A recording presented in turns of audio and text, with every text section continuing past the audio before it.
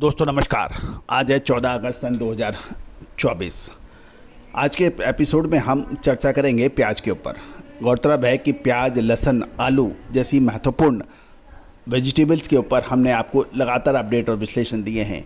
आलू और प्याज और लहसुन के ऊपर जो भी महानुभाव हमारा शो देखते हैं उन्होंने ज़बरदस्त मुनाफा भी कमाया। दोस्तों, बांग्लादेश में सियासती संकट के वजह से निर्यात बाधित हुआ था, लेकिन आपको याद होगा हमने यही कहा था कि यह टेम्परेरी रूप है, क्योंकि खाद्य वस्तुओं पर किसी भी कीमत पर लंबे समय तक बाधा नहीं रह सकती है, क्योंकि इससे बांग्लादेश में भुखमरी और महंगाई बढ़ जाएगी। यद्यपि बांग्लादेश में प्याज के दाम 100 रुपये प्रति किलो से ऊपर चल रहे हैं। अतः बांग्लादेश को अपना निर्यात खासकर खाद्य वस्तुओं पर पुनः शुरू करना पड़ेगा और इसमें सियासती संकट बहुत अधिक रोल नहीं अपनाएगा। ऐसा ही हुआ। शुरुआती दौर में बांग्लादेश से प्याज का निर्यात बाधित था। उस समय प्याज के दामों में कुछ गिरावट रही मामूली, लेकिन उसके बाद लगभग 15 दिनों में जुलाई के अंतिम सप्ताह और अगस्त के फर्स्ट सप्ताह के आसपास से प्याज में लगभग 30% की ज़बरदस्त तेजी देखी जाइए। जानिए रिपोर्ट विस्तार से। दोस्तों, अंतर्राष्ट्रीय गौरतलब है कि भारत प्याज का सबसे बड़े उत्पादक एवं उपभोक्ता राष्ट्र माना जाता है। श्रीलंका, बांग्लादेश और पड़ोसी देशों को भारत प्याज का निर्यात भी करता है, लेकिन भारत इस बार प्याज की फसलों को नुकसान और तेज़ गर्मी और लू के वजह से प्याज को नुकसान हुआ था। साथ साथ स्टॉक में रखे गए प्याज को भी नुकसान झेलना पड़ा था और यही वजह है कि प्याज ने इस बार तूफानी तेज़ी देखी गई। प्याज के बाज़ार में पिछले 8 से 10 दिनों में कीमतें लगभग 30% तक बढ़ने के समाचार मिल रहे हैं। गुजरात में अच्छी क्वालिटी प्याज की कीमत 500 से 700 रुपये प्रति 20 किलोग्राम थी, जो जल्दी 750 रुपये प्रति किलोग्राम प्रति 20 किलो पहुँचने की उम्मीद लगाई जा रही है। गुजरात में प्याज का स्टॉक कम है और स्टॉक खराब होने की वजह से स्टॉक कम बताया जा रहा है। साथ साथ नासिक के अंदर भी अच्छे प्याज के दाम 4000 रुपये प्रति क्विंटल तक पहुंचने के समाचार मिल रहे हैं। लासनगांव नासिक की प्याज मंडी भारत में सबसे बड़ी मंडी मानी जाती है। वहां प्याज की औसत कीमतें 3500 रुपये के समाचार मिल रहे हैं, जो 3 अगस्त को 2700 रुपये थी, वो बढ़कर 3500 रुपये हो गई है। इसी प्रकार इसमें लगभग 28% की तेज़ी देखी गई। अच्छी क्वालिटी के डगलोन का भाव 4000 रुपये प्रति क्विंटल भी बताया जा रहा है। गौरतलब है कि प्याज के व्यापारी अभी प्याज में और मजबूती की आस लगा के बैठे हैं। भारतीय प्याज की निर्यात मांग अच्छी है। खासकर बांग्लादेश को प्याज की कीमतें 110 रुपये प्रति किलोग्राम से ऊपर पहुंच गई है और वहां भी भारत का प्याज अच्छी मात्रा में एक्सपोर्ट हो रहा है। गौरतलब है कि ये तब है जब भारत का प्याज का जो मिनिमम एक्सपोर्ट प्राइस और प्याज शुल्क लगाने के बावजूद भी लंका और बांग्लादेश को प्याज का निर्यात हो रहा है। गौरतलब है इसमें एक और ध्यान देने वाली बात यह है कि दक्षिण भारत के प्याज की फसल लगभग तैयार है और अगले एक पखवाड़े में यानी 10 से 15 दिन में बाज़ार में साउथ का प्याज आने की संभावना प्रबल बनेगी।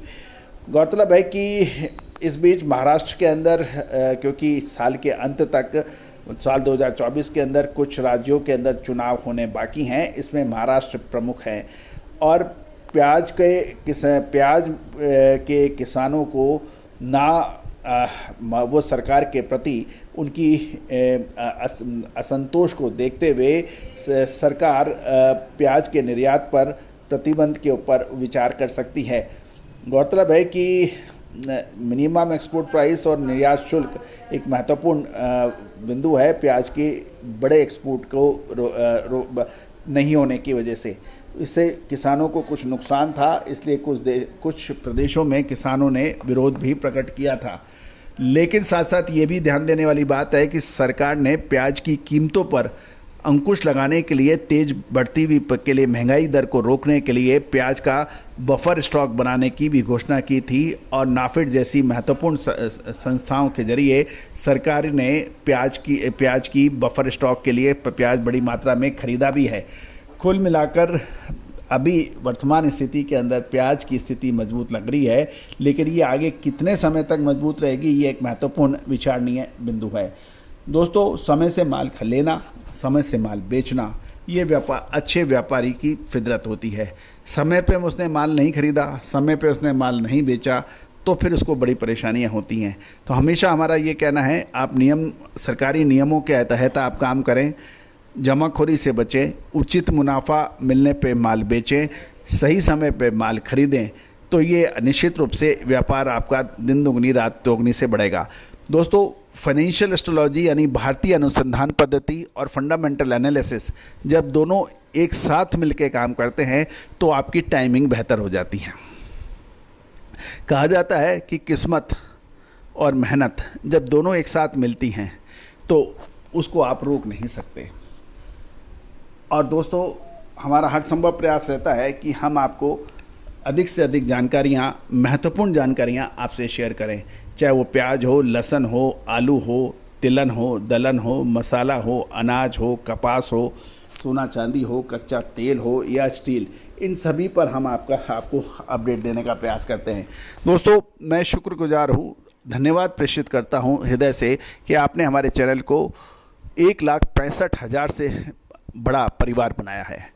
1,65,000 सदस्यों का परिवार, जो कि 1,31,00,000 से अधिक बार देखा जाने वाला चैनल, ये देश दुनिया का पहला चैनल है जो भारतीय अनुसंधान पद्धति और फंडामेंटल एनालिसिस के संयुक्त प्रयासों से आप तक अपनी बात पहुंचाता है। दोस्तों, भारत विश्व गुरु था अपने ज्ञान के बल से, अपनी मेहनत के बल से, लेकिन विदेशी आक्रमणकारियों के लगातार हमले, लगातार कोशिशों ने हमारी ज्ञान विज्ञान को छिन भिन किया। लेकिन हमारा प्रयास ये रहा कि लगभग 25 सालों से कि हम इस ज्ञान को, पुराने ज्ञान को दोबारा इकट्ठा करें और आप तक पहुंचाएं। दोस्तों, और ये हम इस मुहिम में कामयाब भी हुए हैं और इसका नतीजा ये है कि आपने हमारे चैनल को जो प्यार, सम्मान और विश्वास दिया है, ये इसी मुहिम का नतीजा है। दोस्तों, ऑल द वेरी बेस्ट। और एक विनर अनुरोध, यदि आप हमारे चैनल पे नए हैं, पहली बार आए हैं और अभी तक सब्सक्राइब नहीं किया है, तो चैनल को सब्सक्राइब अवश्य कीजिए यदि पसंद आए तो। साथ साथ बेल आइकन यानी घंटी के निशान को भी पुश कीजिए ताकि हर जानकारी आप तक सबसे पहले पहुंचाई जा सके। All the very best, good luck, happy trading.